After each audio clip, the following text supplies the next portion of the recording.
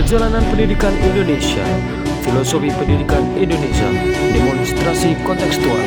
Mari kita pahami dan resapi pemaparan berikut ini. Perjalanan pendidikan Indonesia.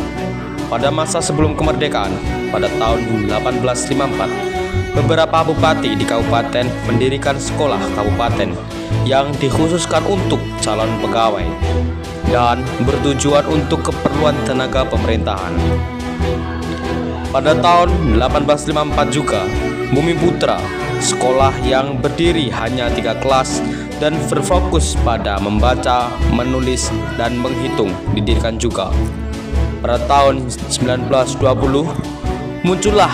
munculnya cita-cita baru perkembangan pendidikan di Indonesia, sehingga direalisasikan pada tanggal 3 Juli 1922 di Yogyakarta berdirinya Taman Siswa yang diinisiasi oleh Ki Hajar Dewantara. Adaptasi pemikiran Ki Hajar Dewantara, tokoh pendidikan nasional Indonesia, memiliki pemikiran yang sangat berpengaruh dalam membentuk sistem pendidikan nasional. Filosofinya menekankan pentingnya pendidikan yang menghargai kemerdekaan individu, kebudayaan nasional, dan nilai-nilai kemanusiaan. Berikut ini ada beberapa adaptasi pemikiran Ki Hajar Dewantara dalam konteks pendidikan masa kini. Yang pertama adalah konsep pendidikan Tutwuri Handayani. Yang kedua adalah pendidikan berbasis kebudayaan. Yang ketiga adalah pendidikan yang membebaskan terhadap peserta didik.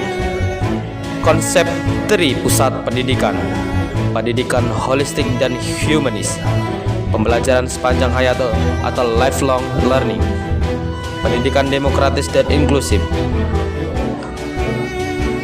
Adaptasi pemikiran Ki Hajar Dewantara ke dalam pendidikan modern menekankan pentingnya pendidikan yang memerdekakan, humanis, berbasis budaya, dan demokratis. Pada masa setelah kemerdekaan, kondisi pendidikan yang ada di Indonesia setelah kemerdekaan mengarah pada perubahan proses pembelajaran dan landasan pendidikan.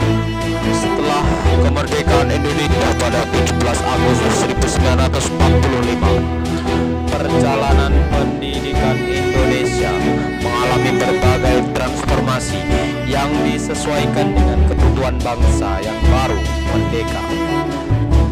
Pendidikan menjadi salah satu pilar utama pembangunan nasional